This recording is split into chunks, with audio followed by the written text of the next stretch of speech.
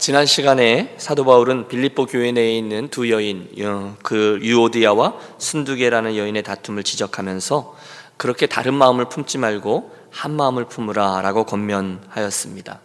한 마음을 품으라, 그때 그가 말한 한 마음은 그리스도 예수의 마음을 의미했습니다. 그래서 그들은 서로를 이렇게 바라보면서 네가 내 아래로 내려와 이런 것을 기대하지 않고 오히려 내가 그대 앞으로 내려가는 그런 태도를 취해야만 했습니다. 왜요? 그게 그리스도 예수의 마음이었기 때문이죠. 그리스도 예수의 마음을 품으라, 그게 사도 바울의 그 두 여인 당사자와 그 교회 공동체 전체에게 했던 권면이었습니다. 그리고 나서 이제 이어지는 4절부터 7절의 말씀은 천국 백성으로 살아가고 있는 빌립보 교회 성도들이 천국 시민답게 살아라, 우리 서두에 이야기를 했는데요. 그 사도 바울이 이제 어떻게 천국 백성으로 살아가는 것을, 특별히 그 안에 있는 기쁨을 빼앗기지 않고 살 수 있는지 그 비결을 일러주고 있습니다. 차례로 4개의 권면이 나오고요, 그 결과 주시는 하나님의 축복이 기록되어져 있습니다. 우선 4절의 말씀부터 대하도록 하겠습니다. 주 안에서 항상 기뻐하라, 내가 다시 말하노니 기뻐하라.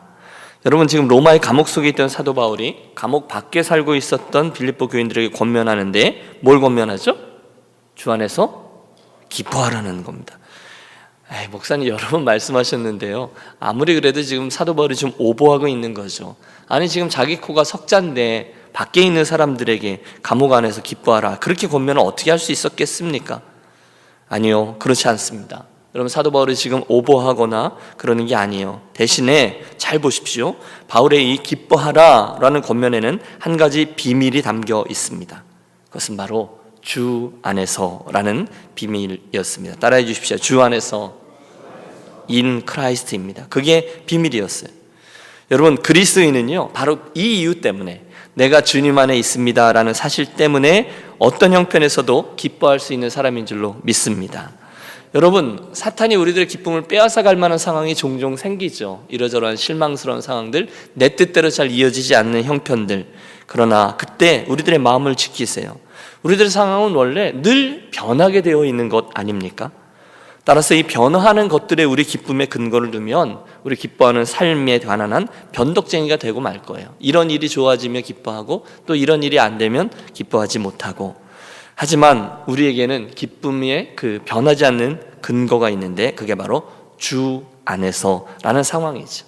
모든 것을 다 잃어도 예수 그리스도의 십자가로 인하여 구원받고 영생을 얻었다, 죄 용서를 받았다, 이 상황이 우리들로 하여금 어떤 상황에서도 흔들리지 않고 기뻐함을 유지할 수 있는 비결입니다.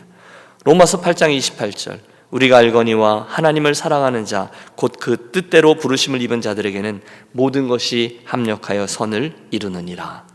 믿습니까? 우리가 설교 때마다 아주 자주 하는 말씀이죠. 그 하나님, 모든 것을 협력하여 선을 이루게 하시는 하나님, 우리가 고난주간에 그 이야기를 나누었던 것이 기억나네요. 주께서 이 어려운 형편을 통해서도 선을 이룰 줄 압니다. 그 하나님께서 이 상황 속에서 선을 이루시는 그 카테고리 안에는 나의 아픔도 포함될 겁니다. 저와 여러분에게 심지어 힘든 사업상의 어려움도 포함될 겁니다. 합력하여 선을 이루는 하나님의 재료 말입니다. 그분 안에 있기 때문에 우리는 기뻐할 수 있고요, 그게 사도 바울의 자족의 비결이었습니다. 오늘도 우리들의 상황을 보면 모든 것들이 업다운하게 되어 있습니다. 하지만 그러거나 말거나 구원받은 나의 존재, 영원한 생명을 소유한 내 존재가 예수 안에 있다는 사실을 믿기 때문에 항상 기뻐할 수 있습니다. 주 안에서 항상 기뻐하라, 내가 다시 말하노니 기뻐하라. 아멘입니까? 네. 두 번째로 이어지는 그의 권면은 5절인데요. 같이 읽을까요? 5절입니다. 너의 관용을 모든 사람에게 알게 하라. 주께서 가까우시니라. 사도 바울의 두 번째는 권면은 관용입니다. 관용이 뭐죠? 관용은 서로를 있는 그대로 그 모습으로 용납하는 것, 그래도 괜찮아 하는 게 관용입니다. 여러분, 잘 생각해 보십시오. 나하고 다른 이가 있습니다. 또 나하고 다른 생각과 행동을 하는 이도 있습니다. 그런 이들은 학교에도 있고 가정에도 있고 교회에도 있습니다. 그런데 그런 다른 사람을 그 다름 그대로 인정하고, 아, 저분은 그렇게 생각하는구나, 그럴 수 있지, 그대로 받아들이는 게 관용이라는 거예요. 여러분, 성숙한 그리스도인의 특징이 무엇일까요? 성숙한 사람의 특징 특징이 바로 이 관용이죠. 나하고 다른 사람을 그 다름 그대로 용납하며 함께 어울려 사는 것입니다. 이런 말 들어보셨습니까? 그 사람에 대해서 생각을 많이 하면 비판하게 되고 그 사람에 대해서 기도를 많이 하면 사랑하게 된다. 여러분 정말로 맞는 말입니다. 어떻게 아냐고요? 해봤거든요. 누군가에 대해서 생각하고 곱씹고 또 그 일에 대해서 묵상하고 고민하면 그를 비판할 수밖에 없어요. 혼자서 소설을 다 쓰잖아요. 그런데 그분에 대해서 기도하고 또 해주면 사랑하게 됩니다. 정말입니다. 여러분 이 말이 무슨 뜻인지 잘 모르시면 에이 목사님이라고 생각하시면 이 아침에 해보십시오. 오늘 이 새벽 기도 시간에 그분을 위해서 기도하십시오. 2번 기도하십시오. 3번 기도하십시오. 그러면 그분이 바뀌든지 아니면 기도하던 중에 그분을 바라보는 내 시각이 바뀌게 됩니다. 왜 그런지 아세요? 내가 주 안에 있는 사람이기 때문에 아무리 이렇다 저렇다 해도 결국 내 시각이 기도 중에 주님의 시각으로 바뀌기 때문이죠. 그러면 그의 다름을 더 이상 정죄하지 않습니다. 그냥 그 다름을 있는 대로 이해하려고 하고 그대로 받아들이거나 불쌍히 여기게 되거나 아니면 사랑하게 되거나 할 것입니다. 여러분 잘 보십시오. 지금 사도 바울이 관용에 대한 이야기를 누구 이야기 다음에 하고 있습니까? 바로 그 앞에 있는 유오디아와 순두개의 이야기 바로 다음에 하고 있죠. 갈등이 있느냐? 그렇다면 내 마음에 들지 않는 그의 다름을 관용으로 받아들이라는 것. 그래서 그 관용을 모든 사람으로 하여금 알게 하라는 겁니다. 왜 그렇게 해야 되는데요? 어째서입니까? 이유는 하나입니다. 그 뒤에 주께서 가까우시니라. 따라해 주십시오. 주께서 가까우시니라. 여러분 이 말씀은요 저와 여러분의 핑계하려고 하는 시도에 마침표를 찍어버립니다. 에이 아무리 그래도 알겠어요. 그러나 아무리 그래도 그의 저 모습만은 관용으로 받아들이기가 어려운데요 라고 대꾸하려고 그러는데 주께서 가까우시니라 라고 선언하시는 거예요. 그럼 무슨 핑계를 대려고 하도 우리들은 입을 곧 다물게 됩니다. 그리고 고개를 끄덕이게 됩니다. 예를 들어보죠. 여러분 관용하기가 정말 어려운 사람 또 정말 어려운 때가 있습니다. 여러 상황이 있겠죠. 기분 나쁘게 했을 때 그럴 수도 있겠죠. 그러나 제 경우에는 억울할 때입니다. 내가 억울함을 당했을 때, 내가 안 그랬는데 그랬다고 할 때, 나를 곡해할 때, 나를 아주 싸구려 취급을 할 때, 분명히 그게 아닌데 그런 것인 양 그 상황을 그가 만들어 버렸을 때, 내 속을 다 뒤집어서 내 보여주고 싶은데 그렇게 할 수 없을 때 저는 정말 화가 납니다. 잠이 안 오죠. 책상을 뒤엎고 싶습니다. 입에서 욕도 나옵니다. 밥도 안 먹힙니다. 이걸 도대체 어떻게 해야 되나? 나는 억울하다. 나는 참 분노합니다. 심지어는 하나님을 원망하기까지 합니다. 하나님 어떻게 이럴 수가 있습니까? 그런데 그 순간에 뭘 생각하라고요? 주께서 가까우시니라. 즉 주님의 재림이 가까이 왔다는 사실을 기억하는 거예요. 우리는 곧 그 자리에 서게 될 거예요. 그러면 그걸 생각하면 우리는 오늘의 억울함을 감당할 수 있게 될 줄로 믿습니다. 왜요? 곧 이 모든 것들이 어떻게 돼요? 백주에 드러나듯이 다 주님 앞에 펼쳐질 것이기 때문에 그렇습니다. 그때는요 주 앞에 옳고 그른 것, 오해했던 것, 또는 그가 못 보았던 것, 또는 내가 잘 알지 못했던 것, 이 모든 것들이 다 드러나게 될 것입니다. 그러므로 그 시간을 생각하면 오늘 내가 어떻게 할 수 있어요? 관용할 수가 있다는 거죠. 그게 오늘의 우리를 인내케 하는 비결입니다. 사실 여러분, 나에게 서운하게 한 사람, 나에게 악한 말을 한 사람, 내가 원하는 대로 나를 대우해 주지 않은 사람들을 생각하면 내 안에 섭섭함이 쌓여갑니다. 그러다 이 섭섭한 마음이 하루가 가고 이틀이 가고 일주일이 가고 한 달이 가면 어느덧 나는 그 섭섭함이란 감옥 속에 갇히게 됩니다. 모든 걸 다 그 패러다임 하에서 보게 되어집니다. 그분이 저쪽에 나타난 것만 인식해도 그 섭섭함이 나를 누릅니다. 또 미움이라는 감옥 속에 갇힐 수도 있습니다. 그렇게 사는 분들이 있어요. 하루가 가고 이틀이 가고 일주일이 가고 한 달이 가도 평생을 그를 향한 미움이라는 죄를 지으며 그 속에 살 수 있어요. 그러다가 갑자기 주님의 재림을 맞이했어요. 그때 여러분, 저와 여러분이 얼마나 부끄럽겠느냐는 것이죠. 형제와 자매가 연합하지 못한 게 얼마나 부끄러운지 몰라요. 교회는 그리스도의 성령, 하나님의 성령의 운행하심으로 하나이 되어지는, 일치되어져야 되는 공동체인데 그것을 우리가 보여주지도 못하고 다른 이들에게 어떻게 전도하고 어떻게 선교하고 할 수 있습니까? 성령의 운행하심인데요, 일치가 돼야 하는데요. 그렇기 때문에 그날을 생각하며 관용하고 인내하라는 것입니다. 함께 기억하겠습니다. 관용은 그 미움이라는 감옥에서 나를 자유케 하고요, 또 그도 자유케 합니다. 관용하라. 사도 바울의 두 번째 권면입니다. 세 번째 권면도 이어집니다. 6절의 말씀도 같이 읽습니다. 6절입니다. 아무것도 염려하지 말고 다만 모든 일에 기도와 간구로 너희 구할 것을 감사함으로 하나님께 아뢰라. 유명한 말씀이죠. 염려하지 말고 기도하라는 것입니다. 참 어려운 이야기만 계속 하는 것 같습니다. 물론 여러분, 지금 사도 바울이 감옥에 갇혀 있습니다. 또 빌립보 교회 역시 핍박과 유혹과 분열 앞에 서 있습니다. 하지만 이 모든 상황 속에서 뭐 하라고요? 염려하지 말고 대신에 뭐 하라고요? 기도하라는 것입니다.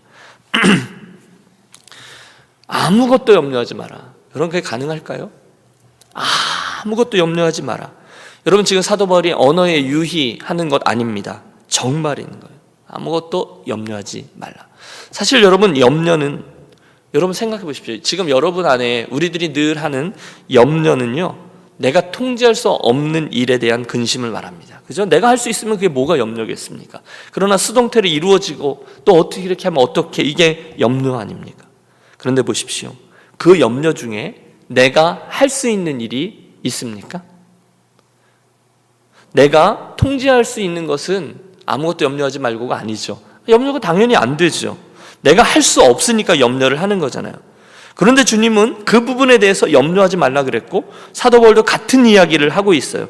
이유는 간단하죠. 듣기 좋으라고 염려하지 마가 아니에요. 책임지지 않으려고 염려하지 마가 아니에요. 대신에 바울도, 그리고 주님도, 우리를 사랑하신 하나님 아버지가 내가 생각하는 그 염려거리보다 훨씬 더 크신 분이기 때문에 염려하지 말라는 것이죠. 믿습니까? 하나님의 그분의 나를 향한 그 사랑하심이, 그리고 결국은 합력하여 선을 이루도록 하시는 그 하나님의 선한 뜻과 그 사랑이 나의 그 염려거리보다 항상 큰 줄로 믿으시기 바랍니다. 그러면 여러분 정말 염려하지 않을 수가 있는 거죠. 마태복음 6장 주님의 말씀, 그러므로 내가 너희에게 이르노니 너희가 무엇을 위해 먹을까, 무엇을 입을까, 무엇을 마실까, 그걸 염려하지 말라라고 얘기했습니다. 여러분, 이게 참 쉽지가 않아요. 너희는 먼저 그의 나라와 그의 의를 구하라, 이렇게 쭉 이어지잖아요.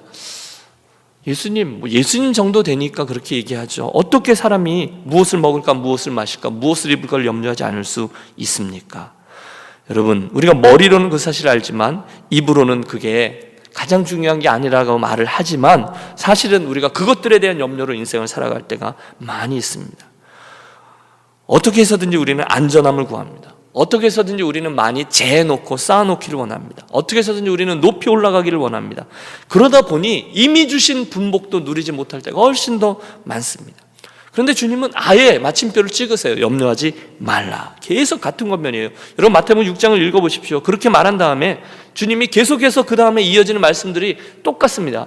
누가 염려함으로 그 길을 한 자나 더할 수 있느냐? 어찌 의복을 위하여 염려하느냐? 염려하여 이르기를 무엇을 먹을까, 무엇을 마실까, 무엇을 입을까 하지 말라. 그러므로 내일 일을 위하여 염려하지 말라. 내일 일은 내일 염려할 것이요 한날 괴로움은 그날에 족하니라. 주님은 계속해서 우리들에게 그날의 삶에 대해서 그것 염려하지 말아라 라고 얘기하십니다. 왜요? 하나님이 더 크니까. 너희를 사랑하는 천부께서 너에게 필요한 걸 모르겠느냐? 하나님의 사랑이 훨씬 더 크니까요. 사랑하는 여러분, 염려는 불신앙임을 기억하겠습니다. 염려의 근원을 파내려 가면 우리는 그 염려의 본질이 그 일 때문에 또는 그 상황 때문이 아니라, 혹시 그 상황 속에서 하나님이 나를 안 도와주시면 어떻게, 하나님이 나를 지켜주지 않으면 어떻게 라는 생각 때문이라는 것을 발견하게 됩니다. 즉, 염려의 뿌리는 불신앙입니다. 하나님이 나와 함께 하시고 이 상황 속에서 하나님이 내 삶을 주관하고 계시다라는 사실은 내가 못 믿기 때문에 염려하죠. 맞아요. 염려는 불신앙이에요. 그러므로 여러분, 어떻게 이렇게 되면 어떻게, 제발 좀 하지 마십시오. 염려하지 말라라는 주님의 말씀은 그러므로 우리들의 믿음을 요구합니다. 염려할래? 아니면 주님을 믿고 기도할래? 뭘 선택할래입니다. 염려할래? 나를 믿을래? 이게 주님의 선택이에요. 그 순간 머뭇머뭇대는, 어떻게 되는지는 아는데 잘 안 되잖아요. 그래서 머뭇머뭇대고 있는 우리를 향해서 주님이 KO 펀치를 날리세요. 이렇게요. 오늘 있다가 내일 아궁이에 던져지는 들풀을 봐라. 하나님이 이렇게 그들도 입히시거든 하물며 너희일까 보냐. 이 믿음이 적은 자들아. 이 믿음이 적은 자들아. 이 믿음이 적은 자들아. 예, 염려는요, 하나님이냐 아니면 그 상황이냐를 선택하는 거예요. 한순간 주님이 우리들의 시선을 억지로 저쪽으로 돌리십니다. 공중 나는 새를 보라. 곡간도 없지 않느냐? 파종에서 씨를 뿌리지 않는 파종에서 씨를 뿌리고 거두지도 않지 않느냐? 그러니 이 많은 새들을 먹이시고 입히시는 그분을 떠올려 봐라. 또 들의 백합화를 봐라. 수고도 아니하고 길쌈도 아니하지 않느냐? 또 오늘 있다가 내일 아궁이에 던져지는 들풀도 하나님이 입히시거든 하물며 하나님의 사랑하시는 백성인 너희일까 보냐. 할렐루야. 여러분, 더 이상의 설명이 필요치 않죠. 이 아침에 우리들 가운데 주님의 이 말씀과 위로를 들으셔야 될 분들이 계실 줄로 압니다. 그분들 꼭 기억하십시오. 주님이 바라보실 때 저와 여러분 한 분 한 분은 한 송이 들꽃보다 훨씬 더, 한 마리의 그 새보다 훨씬 더, 아니 저 하늘의 천군 천사보다 훨씬 더 귀한 존재로 자리하고 있음을 믿으십시오. 그러니 하나님이 어찌 우리를 사랑하지 않고, 그러니 하나님이 어찌 우리를 돌보지 않으시겠습니까? 그러므로 단순히 우리 이 말씀을 믿겠습니다. 끝이 없어요. 자기 아들을 아끼지 아니하고 우리 모든 사람을 위해 내어주신 이가 어찌 그 아들과 함께 모든 것을 우리에게 은사로 주시지 아니하겠느냐. 사랑하는 여러분, 혹시 이 아침에 이 말씀을 들을 때 그래도 남겨져 있는 염려와 근심이 있으시다면 베드로 사도의 말이죠. 너희 염려를 다 주께 맡겨버리라. 이는 그가 너희를 권고하심이니라. 여러분, 주님의 그 말씀을 믿고요, 여러분을 사랑하는 주님께 여러분의 염려를 다 내어 맡기고 자유케 되고 어떻게 될까 기대하며 오늘 가을 소풍을 떠나도록 하겠습니다. 따라해 주십시오. 염려하지 말라. 염려하지 말라. 예. 하나님이 언제 안 선하셨던 적이 있으셨어요? 물론 그 과정은 길죠. 그러나 염려할 거리가 없습니다. 다시 본문의 말씀으로 돌아갑니다. 마지막 네 번째 권면이 6절이에요. 아무것도 염려하지 말고, 언더스탠 했습니다. 대신에 뭘 하라고요? 다만 모든 일에 기도와 간구로 너희 구할 것을 감사함으로 하나님께 아뢰라. 기도하라는 거예요. 구하라는 거예요. 그러면 결론이 나왔네요. 오늘 우리는 선택해야 합니다. 오늘 나를 힘들게 하고 걱정거리, 근심거리가 눈앞에 나타났어요. 그걸 여러분 염려로 다루시겠습니까? 아니면 기도로 다루시겠습니까? 나를 괴롭게 하는 것은 다 하나님께 털어놓는 게 염려를 극복하는 비결이다 라고 말씀하셨는데, 맡기라고. 그 말씀을 믿고 오늘 기도하시겠습니까? 아니면 안 하고 염려하시겠습니까? 그럼 마음대로 하십시오. 여기 그 기도하는 일에 대한 중요성을 말씀하시는 후에 아예 방법도 말씀해 주고 계세요. 감사함으로 하나님께 아뢰라. 따라해 주세요. 감사함으로 하나님께 아뢰라. 여러분, 저를 잘 따라와 주십시오. 어려운 문제 가지고 기도하는데 어떻게 감사할 수가 있을까요? 이게 말이 됩니까? 어려운 문제로 기도하는데 감사함으로 하나님께 아뢰라고요? 이게 우리 집 이야기인데요. 이게 가당키나 합니까? 그런데 여러분 잘 생각해 보시면 그게 맞는 순서요 논리입니다. 여러분, 감사함으로 아뢰라 그랬어요. 사실 감사는요 과거에 있었던 하나님의 은혜를 기억하는 거잖아요. 과거에 나에게 주셨던 그 하나님의 은혜, 그때 하나님이 어떻게 하셨지, 그때 하나님이 해서 여기까지 하셨지, 그걸 기억하는 게 감사죠. 그런데 그 전에도 나에게 그렇게 하셨으니까 이 문제도 그렇게 하시겠지 하면서 기도하면 우리는 미래를 미리 바라보며 감사로 기도할 수가 있는 것입니다. 하나님, 이번 어려움도 하나님의 은혜로 정말 멋진 결과 열매로 인도해 줄 줄로 내가 믿고 기도합니다. 그러면 미래의 일도 감사할 수 있어요. 어려운 일까지도 감사할 수 있어요. 기대감으로요. 혹시 오늘 하나님께 기도하자라고 말씀드리는데 감사는 무슨 감사라고 생각하시는 분들이 계시다면, 여러분 아무것도 염려하지 말고 감사를 기도하라. 이게 그래도 어려우시면 여러분 지나간 세월을 한번 돌이켜보며 주께서 내 인생의 흔적들마다 터치하셨던 그 어려움들을 어떻게 하셨는지를 떠올려 보십시오. 감사거리들을 떠올려 보세요. 먼저 굉장히 많으실 겁니다. 게다가 감사하기 시작하면요, 감사의 그 제목은 점점 더 많아져요. 여러분, 이게 중요한데요. 왜냐하면 어떤 일이 생겼는데 그걸 하나님의 은혜로 기억하고 감사하지 않으면 그건 사건에 불과합니다. 무슨 일에 대해서 감사로 내가 매듭짓지 않으면 그냥 우연히 일어난 일에 불과해요. 그런데 그걸 감사하며 기도로 올려드리면 그건 그 사건 위에 있는 하나님의 손길을 볼 수 있게 되는 것을 의미합니다. 그러면 내 삶에 동행하신 하나님 임마누엘의 손길을 느끼게 되죠. 그러면 감사는 더 크게 되죠. 잘 생각해 보십시오. 그러므로 오늘 염려거리가 있으십니까? 그것을 감사로 받고 하나님께 기도하는 저와 여러분이 되시기를 권합니다. 이게 기도의 비결이에요. 4가지를 말씀드렸어요. 그러면 그런 이들에게 주는 하나님의 축복이 오늘 말씀의 결론으로 주어지죠. 만약에 우리가 그렇게 하면 기쁨으로, 관용으로, 염려가 아니라 감사의 기도로 나아가면 그때 그리스도에게 주신 하나님의 축복이 있습니다. 같이 마지막까지 읽을까요? 7절입니다. 그리하면 같이 읽죠. 모든 지각에 뛰어난 하나님의 평강이 그리스도 안에서 너의 마음과 생각을 지키시리라. 할렐루야. 할렐루야. 모든 지각에 뛰어난 하나님의 평강이, 다른 게 지키지 않아요. 모든 지각에 뛰어난 하나님의 평강. 여러분, 저는 평강을요 그냥 이렇게 마음에 흔들림이 없는 이런 느낌보다는요, 평강을 이렇게 해야 합니다. 제 마음 속에 있는 제가 좋아하는 건데 하나님의 미소입니다. 멋있지 않습니까? 제 마음 속에 있는 하나님의 미소입니다. 어떤 상황에도 저와 함께 웃고 계신 하나님, 잔잔함. 자기 아들을 아끼지 아니하고 우리 모든 사람을 위해 내어주신 이가 어찌 그 아들과 함께 모든 것을 우리에게 은사로 주지 아니하시겠느뇨. 가장 좋은 걸 준다 하시네. 합력하여 선을 이룬다 하시네. 그 사실을 믿으면 우리는 모든 지각에 뛰어난 하나님의 평강을 체험하게 될 줄로 믿습니다. 보통의 평강이 아니에요. 모든 지각에 뛰어난 하나님의 평강이에요. 여러분, 이 말씀이 저와 여러분 삶에 실험되어지고 또 체험하게 되어지는 이 아침이 되시기를 바랍니다.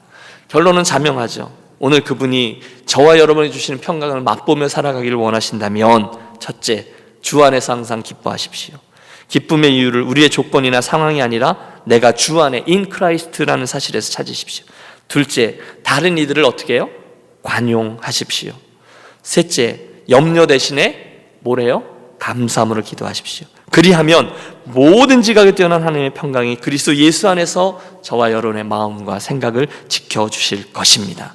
이 아침에 이 말씀을 그대로 믿고 그 원리대로 기도함으로 하나님의 평강을 입게 되는 축복의 주인공 되어주시기를 바랍니다.